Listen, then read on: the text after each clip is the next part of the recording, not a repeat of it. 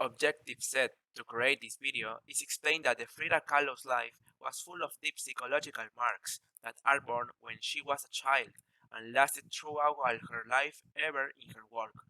And how could she be famous despite all that?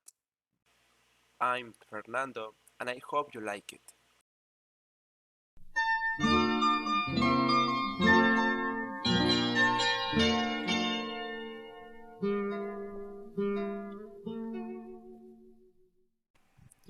He was born in 1907 and died in 1954 in Coyoacán, Mexico City. Her full name was Magdalena Carmen Frida Kahlo Calderón. Her father was a Hungarian photographer and her mother an indigenous woman. That marked her because she said that she painted as if her paints were images from her father's camera. She paints minimalist brushstrokes in her paints, almost like photographs. Her relationship with her mother produced conflicting feelings. These difficult relationships with her family, that internal pain of her, would mark her later.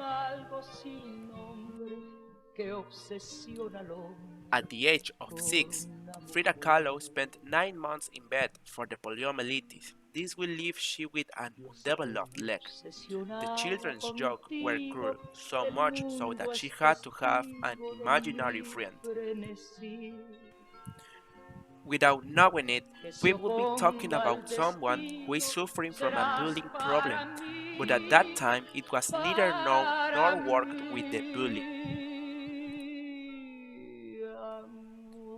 Again, at the age of 18, an accident destroys his hip, back and leg, she requiring about 30 operations to recover. Her parents didn't know how to help her and weren't by her side. Only one of her 3 sisters accompanied her during the months of hospitalization. Here we see a person going through unimaginable pain without saying anything to anyone, thanks to her own family. This pain, this loneliness, and what today we will say will be something between depression and post-traumatic stress will be expressed in his works. Kahlo married Diego Rivera at the age 22, in a relationship full of complicity, infidelity, and indifference between the two of them. Although they were divorced, they remarried, and without her lover, her sister, leaving the relationship. Here we see the typical case of the abused woman who is can't to get away from the abuser and even know that this could at least and her mental health.